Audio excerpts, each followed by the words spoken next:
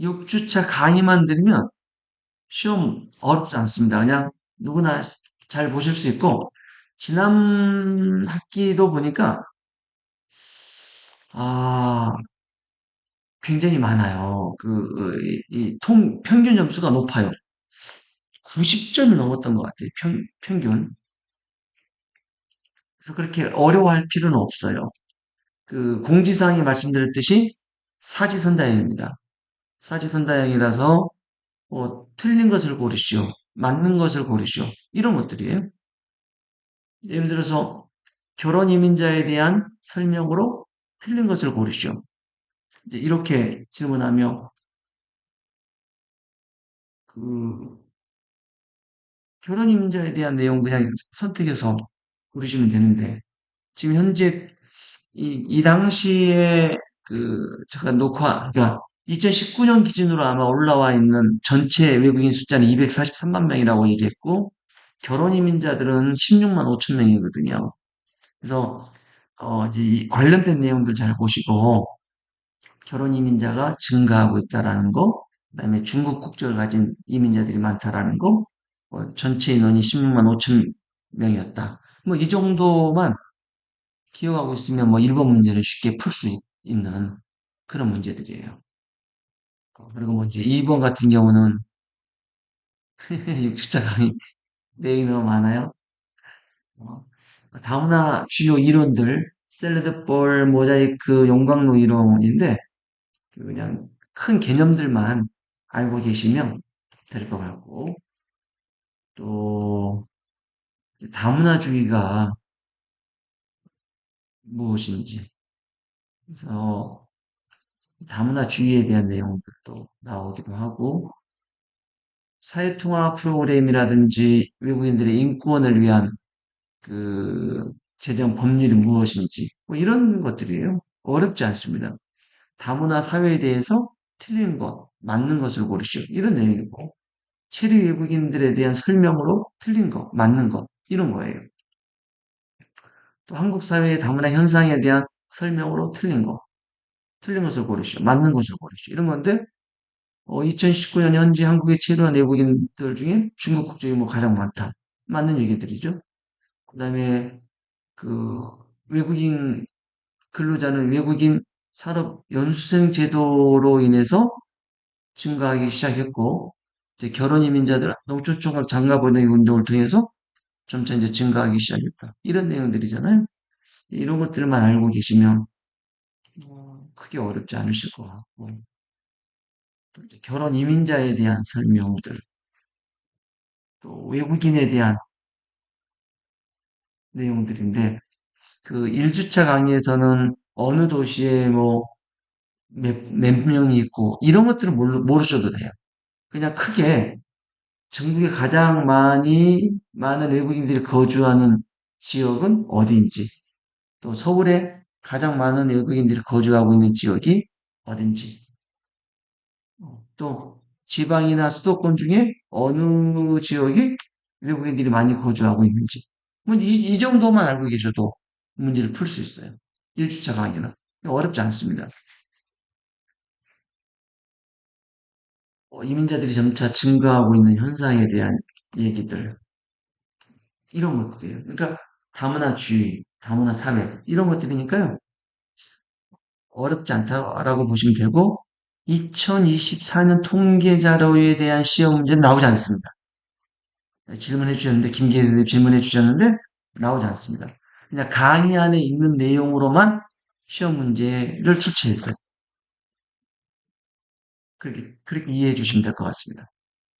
그리고 말씀드렸듯이 평균 점수가 90점 이상이에요. 그러니까 너무 쉽게 냈다는 얘기잖아요. 그 대신 이제 기말고사는 좀 어려워요. 중간고사는 생각보다 그렇게 어렵지 않는데, 기말고사가 어렵습니다. 기말고사. 그래서 그걸 좀 참고해 주셔야 될 것 같습니다. 예. 또 이제 중간고사에 대해서 또 궁금하신 거 있으실까요?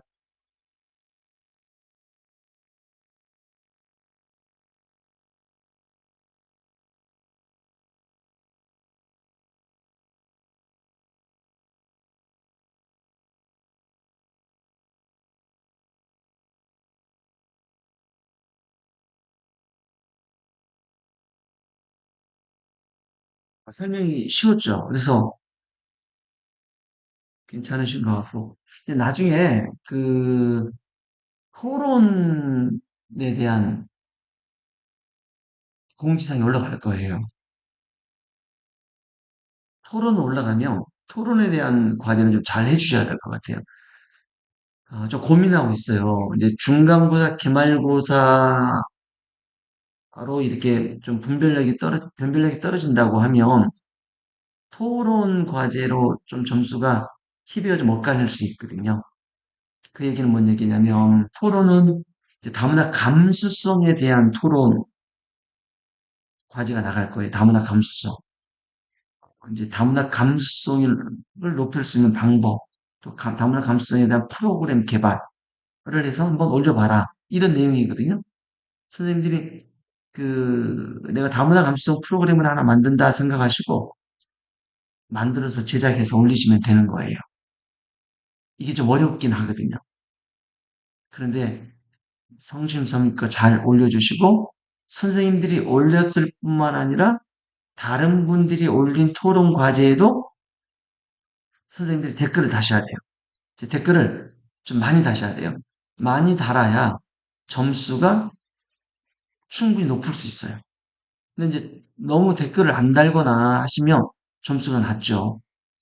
그리고 이제 지난 학기도 보면 그 본인 거만 하시는 분도 계셨고, 그다음에 본인 건 올리지 않고 다른 사람의 댓글만 다시는 분이 피드백만 하시는 분이 계셨어요.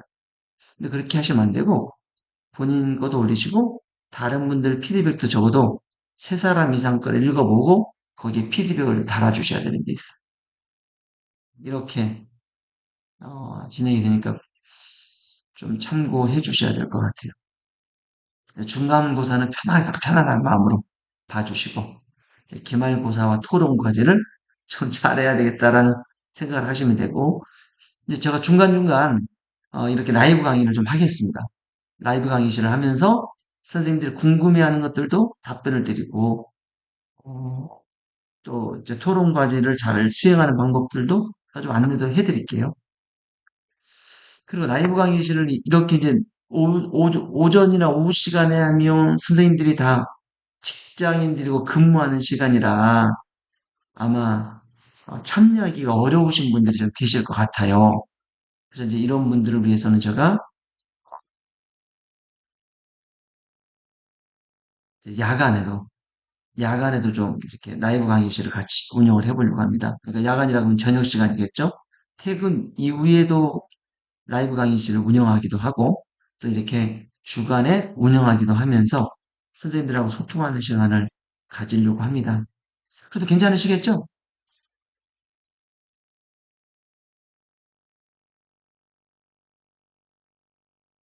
네. 손민아 선생님만 이렇게 해주셨어요. 다른 분들은 어떠세요?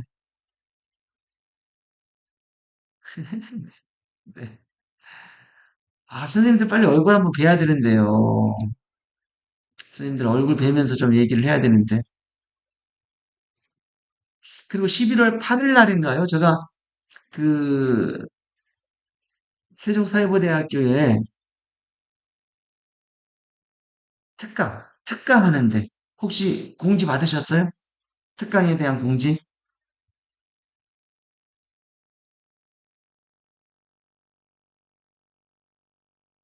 아직 특강 공지가 아직 안 했나 봐요. 곧 나갈 거예요. 나갈 텐데 11월 언제 있죠? 특강?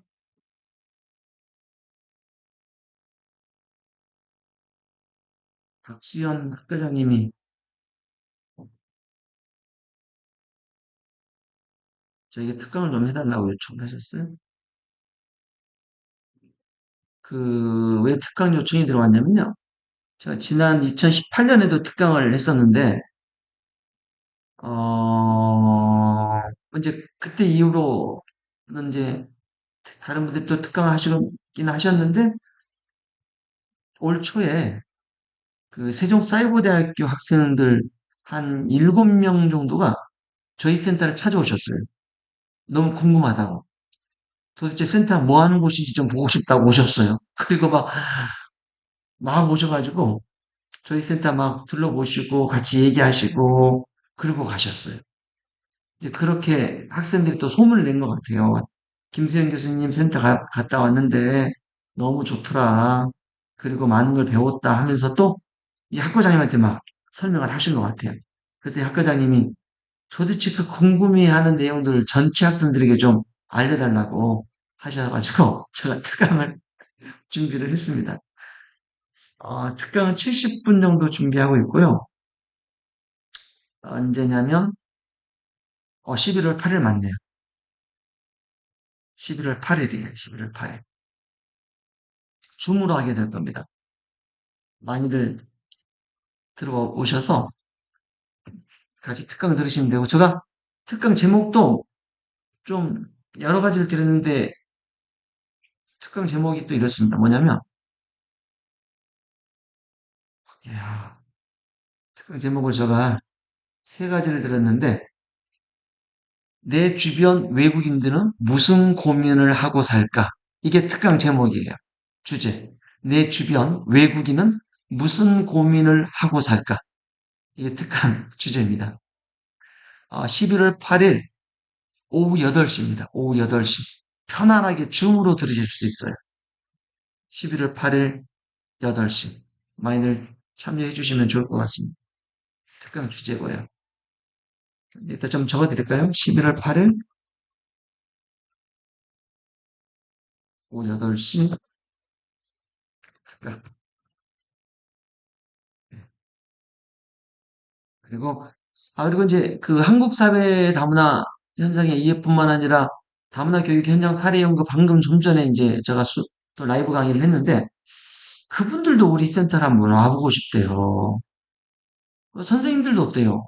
저희 센터를 한번 방문을 하셔서 현장이 어떤 곳인지 한번 보시고 싶으신가요? 네네. 근데 저희가 고양시예요. 고양시인데 괜찮으시겠어요?